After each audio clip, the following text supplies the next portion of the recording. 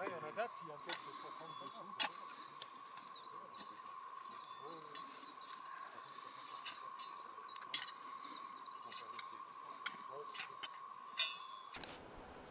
Alors Patrick, est-ce que tu peux me dire ce que tu es en train de faire avec tes collègues là?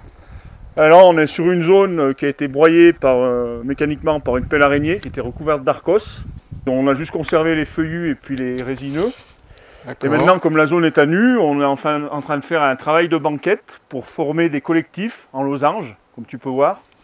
Il commence à se faire. On part d'une petite banquette, une un peu plus grande, une encore un peu plus grande, une encore plus grande, une plus petite et encore une plus petite, ça se referme, dans le but de replanter des arbres sur les banquettes pour qu'ils maintiennent mieux dans le temps à la poussée de la neige. Donc là, on est au mois de juin, tu fais ça et tu plantes les arbres après Ah non, là les plantations seront faites en fin septembre, début octobre. Mais il faut au moins 2 mois que le terrain se tasse, qu'il arrête de bouger. À cette époque, il ferait trop chaud pour planter. Donc c'est un boulot de longue haleine. Voilà, alors. tout à fait. Ok. Eh bien, merci, bon courage. Merci.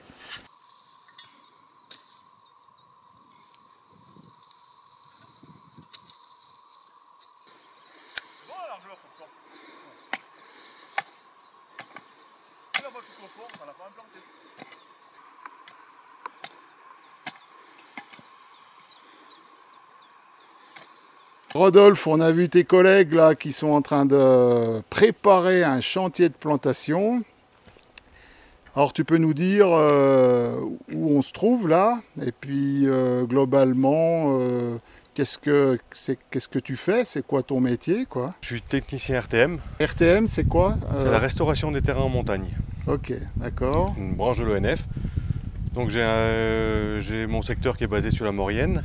Là actuellement on est à Saint-Colomban-des-Villars, à 1900 mètres d'altitude, sur la forêt domaniale RTM de Frumzan. Donc ici on a reboisé une zone d'Arcos, comme le disait Patrick, c'est l'aulne vert qui ne joue pas un rôle contre la lutte contre le départ des avalanches. Donc là on est plutôt sur la zone de départ. D'accord, c'est ce qui est en bas de la route, les fameux Arcos, les aulnes verts, hein, voilà. C'est ça. Et là on a conservé les feuillus existants, donc on voit un petit peu les banderoles sur place là, parce que c'était tellement dense que le chauffeur de pelle avait du mal à les voir. Okay. Donc on les avait matérialisés avec des banderoles et puis on avait coupé à la tronçonneuse autour pour pas qu'ils les abîment. D'accord. Donc à l'intérieur de ça, donc on conserve les plants existants comme l'épicéa qui est là, voilà. D'accord. On a planté jusqu'à à peu près 2000, un peu plus de 2000 mètres au-dessus, c'est très compliqué, on a des problèmes de dégâts de gibier, on a des problèmes avec le manteau neigeux, la sécheresse, voilà, c'est pas évident. Donc voilà, c'est une lutte permanente pour arriver à reboiser le site. La forêt fait 126 hectares, donc a entièrement été plantée. Donc en bas, on a un peuplement qui est déjà beaucoup plus mûr. Donc c'est pour empêcher la neige d'aller dans le village. Voilà, dans les années 40, on avait eu des départs d'avalanches qui ont atteint le hameau. C'est pour ça que tout a été replanté. Donc on mène en parallèle 2 chantiers différents. Sur la partie haute, c'est du reboisement. Et sur la partie basse, le peuplement mûr, qui est un peuplement qui est quand même homogène. On réalise soit des trouées pour faire rentrer la lumière, pour faire rentrer la végétation, la régénération naturelle, pardon. Et sur la partie un peu plus haute, on y va un peu plus doucement avec la sélection d'arbres déjà bien stables pour encore faire des trous de lumière en allant doucement. Voilà. D'accord. C'est un travail qui est long. Ça coûte cher tout ça, non, j'imagine. Ça coûte très cher. C'est la commune qui paye ça? Comment ça se passe? C'est financé par le ministère de l'Agriculture. Voilà, d'accord. Et nous, RTM, on est là pour gérer le site. Donc le RTM, c'est une branche de l'Office national des forêts. Une branche de l'Office national des forêts, voilà. Ok. Donc il y a l'ONF gestion, il y a la partie travaux, avec les ouvriers qui sont là, qui font tous les travaux qu'on commande, donc ouvriers RTM qui sont essentiellement sur nos chantiers dans nos domaniales, que ce soit pour les avalanches, pour les torrentiels. Donc, les forêts domaniales, c'est les forêts qui appartiennent à l'État, voilà, c'est ça. On est sur une plantation qui a été faite en 2019. On commence à moins voir les banquettes. La végétation herbacée reprend un petit peu le dessus, ça leur fait un peu un ombrage. Le but, c'est d'avoir un bouquet d'arbres assez serré, en forme de goutte d'eau, qu'on met en intervalle d'amont en aval. Le fait que ce soit en intervalle, voilà, c'est pour partager le départ d'avalanche, que la neige se diffuse entre les collectifs. Une fois que ceux-là, ils seront un peu plus mûrs. Donc pour arriver à avoir un peuplement quand même qui dépasse comme ça, il faut bien une dizaine d'années. Donc là, la goutte d'eau, la pointe de la goutte d'eau, elle est en bas alors, ou voilà, elle est en haut? La pointe de la goutte d'eau, elle est là. D'accord. On voit le dernier plan là. On voit le dernier plan là-dessous. Et donc là, il a des soucis ce plan là. Voilà, donc celui-là, c'est assez fréquent, c'est frotté par les chevreuils, les dégâts de gibier, donc ça les écorce. Donc en fait, alors on fait un entretien hein, au printemps, quand ils reviennent, on relève les plants suite à l'hiver. Et puis on essaye de faucher un petit peu autour manuellement, parce qu'on a pas mal d'épilobes, pour pas que les plants soient trop couverts. L'épilobe, c'est la plante qui est là, devant toi. Voilà, qui fait facilement 1,50 m de haut. On a un petit peu de retard sur la végétation cette année. On est dans les couloirs d'avalanche qui mènent à la route, donc il y a un mois de ça, on ne pouvait pas venir sur site encore. Voilà, là on est sur un collectif planté en 2016. Donc on voit que les épicéas font pratiquement 80 cm à 1 mètre pour les plus jolis. Donc là on commence à voir que l'effet du collectif avec la densité des plants. Et c'est tous les ans tu fais une petite zone ou c'est par période? Oui, en fait je plante à peu près entre 1000 et 1500 plants par an. On a commencé par les zones de trouées naturelles et après on a fait les zones d'aulnes verts où on a coupé les aulnes verts pour mettre des plants. Et les pins accrochés qui sont au-dessus, qu'on voit là, où justement on a une problématique avec ces pins.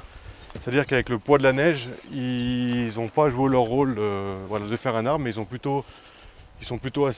se couchent avec le manteau neigeux. Donc ils ont aucune... Ils font comme l'aulne vert, quoi, ils résistent pas. Comme l'aulne vert. Alors là, c'est des mélèzes. D'accord. Donc ceux-là, ils sont jolis là. Sur la zone, on a les feuillus qui sont venus naturellement. On a des mélèzes, qui sont jolis parce qu'ils sont un peu sur la croupe, là, sur une bosse, donc ils sont moins sujets sur le manteau neigeux. Les feuillus qui arrivent naturellement, les pins accrochés qui ont été plantés.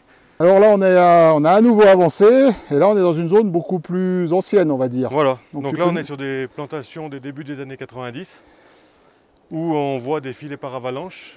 D'accord. Et on a planté entre les filets. Donc on voit que le port des arbres est droit, grâce aux filets qui retiennent le manteau neigeux, donc on a moins de réputation de la neige. Et donc c'est un mixage qui va très bien pour les plants. D'accord. Donc les filets jouent encore un rôle aujourd'hui. Hein. La forêt, on ne peut pas considérer une forêt. Les arbres font à peu près 6 à 8 mètres, 10 mètres plus haut. On ne peut pas considérer que la forêt aujourd'hui est suffisamment stable pour retenir le manteau neigeux. Mais on a moins de portance de neige déjà sur les filets. Donc on a moins de dégâts sur ces filets-là. Et on a moins de dégâts sur les plantations parce que l'un conforte l'autre, on va dire. Donc là, il y a... Donc là, on a des épicéas, des pins, et puis on voit l'angélmanie que je parlais tout à l'heure, qui est un peu bleuté. D'accord, c'est celui qui est juste devant toi. Qui va très bien. Alors là, on a remonté, et là, on a encore des drôles de structures. Tu veux m'en parler un peu? Donc là, c'est toujours pareil, des collectifs, même nombre de plants, dans les pentes supérieures à 30 degrés. Donc on conforte les collectifs avec des trépieds. On ne peut pas en mettre partout parce que bon, ça a un coût déjà. Ouais. On les réserve pour les zones un peu plus pentues, donc on est en dessous les paravalanches qu'on voit au-dessus de moi. Ok. Le rôle du trépied, il a quand même un rôle favorable déjà pour retenir le manteau neigeux. Il joue un rôle pour maintenir le manteau neigeux. Et pour les plantations, on s'aperçoit que les plants qui sont autour de ces trépieds bois, ils sont beaucoup plus vigoureux, beaucoup plus hauts. Donc il y a un phénomène l'hiver, un peu avec le vent, que le manteau neigeux creuse un peu autour de ce trépied, ce qui fait que ça sort les plants, ça les conforte, ils sont plus protégés. Alors là, on est monté encore plus haut, parce que tu m'as dit qu'on était à combien, 2000 là? On est à 2000 mètres d'altitude, ouais.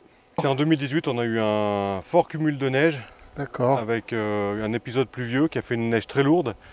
Et on s'aperçoit que les arbres, là, même à 20-30 cm de diamètre, il est fendu par le milieu celui-là, voilà, carrément. Il s'est couché, voilà. Même après 40 ans, les plants, si c'est pas planté suffisamment dense, on a ce genre de problème. Donc. Alors là, on est remonté, parce qu'on n'arrête pas de monter finalement. Et là, on arrive pas loin du sommet. Alors on ne le voit pas parce qu'il y a de la brume. Mais par contre, on voit les... On appelle ça comment? Les paravalanches? Voilà, alors les filets paravalanches. Les filets, alors tu peux m'en dire un petit mot? Voilà, donc on va en visiter une partie. Donc là, on est au bout de la plantation. Donc zone de départ de la Combarale. Zone de départ contrôlée parce qu'on a la tourne paravalanche en contrebas. Le gros mur qu'on voit Voilà, en bas là. c'est la grosse colline verte avec le mur au milieu, voilà, D'accord. qu'on ira voir tout à l'heure. Donc là, on voit bien l'église, donc c'est la neige Voilà. était arrivée jusque là dans les Voilà. années 40, hein, Voilà. c'est ça? L'avalanche est arrivée, elle avait crépi l'église, elle est passée entre l'église et le hameau. D'accord. Ouais, donc oui, ça plaisante pas quoi. Hein. Donc là, on avait un départ de panneaux aussi qu'on a conforté en 2019 en face avec les 3 lignes de filets qu'on voit. Ok. Voilà, donc là on est en face, au sommet de ces panneaux, on est en limite de domanial. Et ça se découvre un petit peu sur le haut, tout le pic de Frumzan. Ok.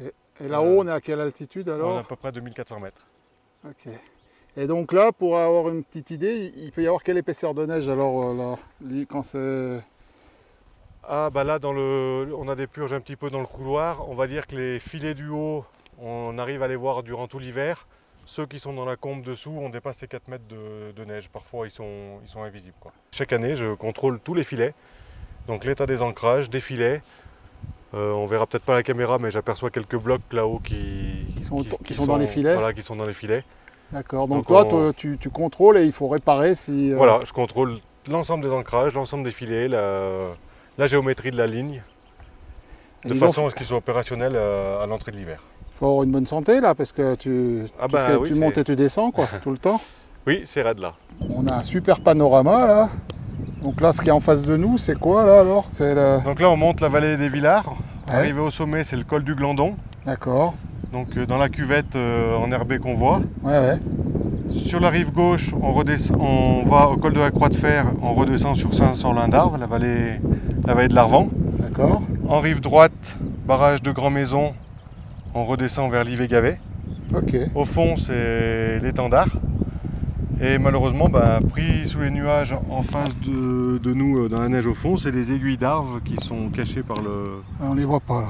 qui sont cachées par le nuage. Et si on fait encore un petit tour là-bas, les dernières montagnes du fond, c'est le col de la Madeleine. Et derrière, normalement, on devrait voir le Mont Blanc, mais là, on est gêné par les arbres.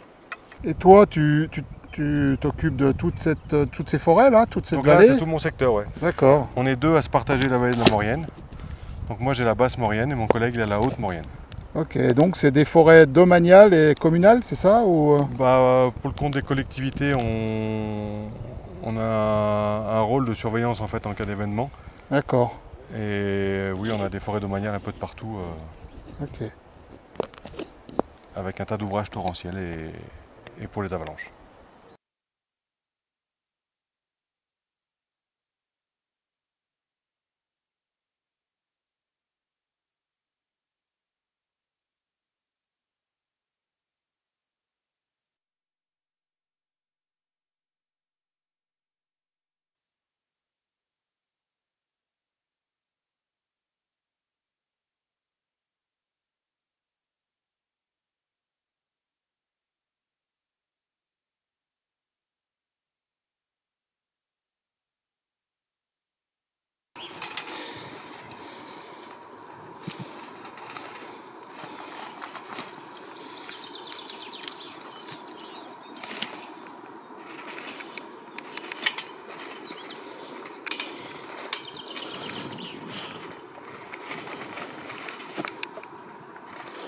Je profite de mon passage pour nettoyer.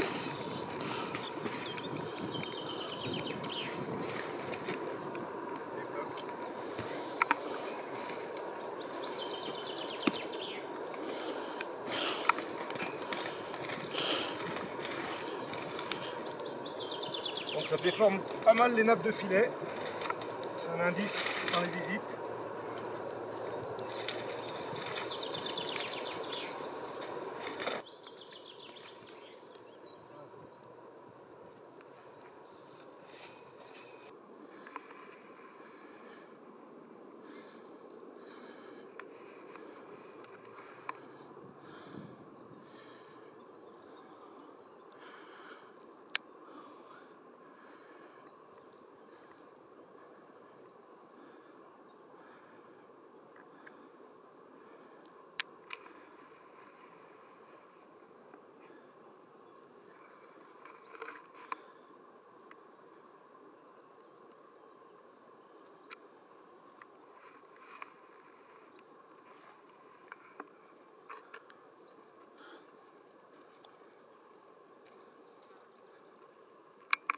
Alors Rodolphe, on arrive au dernier contrôle. Ouais, celui-là, dernier filet, donc le numéro 11 qui est le plus en aval. Et il est pas en état alors celui-là? Donc voilà, donc on avait vu depuis au-dessus qu'il y avait un poteau qui était incliné. Et là, on a la plaque qui est partie. Donc en cherchant un petit peu, voilà, on constate que l'ancrage est arraché. Ah, le câble était arraché là. Voilà, c'est l'ancrage amont. D'accord. Donc l'ancrage amont, il faut retrouver. Voilà, voilà, il y a la barre qui est là. Ok. Donc voilà, donc c'est des barguiouis. Barguiouis sectionnés, un peu typique. Donc en fait, ça l'a cassé net quoi. voilà, c'est au cisaillement. Donc en fait, ce qui se passe, c'est qu'elles sont beaucoup sollicitées durant l'hiver avec la surcharge des filets dans la neige. Donc ça crée des micro-fissures. La rouille s'installe. Puis d'année en année, à force de la faire bouger, ben voilà. Donc là, on voit que c'est rouillé. Donc l'ancrage a lâché. On a la plaque qui est là. Donc il va falloir remettre un ancrage là. Alors. Les poteaux, ils sont pas ancrés dans le sol ceux-là. Hein. Alors les poteaux sont posés. Ils sont posés. Les poteaux sont maintenus par les ancrages amont et les ancrages de tension aval. D'accord. Qui leur permet de ne pas être rigides quand ils se chargent en neige. Donc ouais, ils accompagnent le poids de la neige. Ils prennent la géométrie, donc ils font un peu le ventre. Bon, ici, ils sont quand même très sollicités. L'hiver, ils sont comblés à 90%, voire 100%. D'accord. Donc les ancrages, pratiquement 5 mois de l'année, sont sollicités. Pour venir faire les travaux, donc on va l'y porter comme je l'expliquais tout à l'heure. Donc on est obligé de venir faire de terrasser une zone manuellement pour pouvoir poser le compresseur, poser le chariot de forage. Et là, il va falloir tout amener juste pour un ancrage. Ouais, quand on en a plusieurs, après, soit on le déplace si c'est loin à l'hélico, soit les gars ils le déplacent au moyen de manuel, de tir fort. Ça prend du temps. Donc ça coûte très cher. Ouais, c'est des travaux qui sont très onéreux. Ouais. Ok. Et donc c'est l'État qui paye tout ça, c'est ça? Voilà, c'est financé par le ministère de l'Agriculture. Alors Rodolphe, là tout à l'heure on était là-haut. Et maintenant là on est redescendu tout en bas pratiquement. Et alors tu voulais me montrer ce dont tu me parlais quand on était là-haut, c'est-à-dire là, comment tu appelles ça? La tourne par avalanche. La tourne par avalanche. Voilà. Alors c'est un ouvrage qui a été construit entre 1942 et 1944 et qui a été rehaussé avec les murs gabions qu'on voit là en 1972. Qu'on voit cette grosse butte de terre où la neige est confinée ici, quoi, voilà. On va dire. Et donc là, tu me disais qu'en 2018... En 2018, ouais, l'avalanche est arrivée au niveau du tunnel. Là. Donc c'était bouché, là. C'était pratiquement bouché, la sortie du tunnel. Ouais. Ok. Et sans ce mur, ça va tout droit, alors. Ça passe de l'autre côté. Ça irait en direction du hameau et de l'église. On est redescendu un peu plus bas dans la forêt. Est-ce que tu peux me dire là, ce que je suis en train de filmer? Je vois qu'il y a des arbres qui sont coupés à 1 mètre de haut. Là. Tu peux m'en dire un peu plus? Ouais, donc là on est à 1600 mètres d'altitude à peu près, dans le peuplement en aval des paravalanches, où on était ce matin. Donc c'est un peuplement qui est mûr. Et donc on travaille en faveur de la forêt, c'est-à-dire que on n'a pas de semis, il y avait un couvert végétal assez important qui empêchait de passer la lumière. Donc du coup, on y va progressivement sur ces genres de peuplement avec des détourages, c'est-à-dire qu'on sélectionne un arbre comme l'épicéa qui est ici, où tous les 20 mètres, on sélectionne une tige et on le détourne autour de façon à ce qu'il ait de la lumière au niveau de sa tête, du houppier. Donc c'est volontaire, on coupe à 1 mètre de haut parce que les souches elles sont encore là pour maintenir le manteau neigeux pendant l'hiver. Donc ça fait un point d'ancrage au manteau neigeux. Donc bien entendu tous les arbres abattus sont débardés. Donc ça complique un petit peu le débardage du bûcheron, c'est un peu spécifique avec les souches parce que c'est toujours plus compliqué. Et on voit que ça fait des éclaircies, donc on voit la zone de lumière favorable au semis avec ici la régénération qui commence à arriver. On est redescendu encore plus bas dans la forêt et là donc on est en face d'une trouée, je pense. Tu peux m'en dire un peu plus? Oui, donc là on est dans un peuplement qui est déjà mûr avec des arbres avoisinant les 40 cm de diamètre. Donc sur cette zone on a fait des trouées pour faire rentrer la lumière Et comme on avait un tapis d'aiguille assez important, avec une pelle araignée, on a fait du crochetage. Donc pour enlever un peu, ressortir un peu la terre, enlever ces tapis d'aiguille pour que la régénération naturelle s'installe.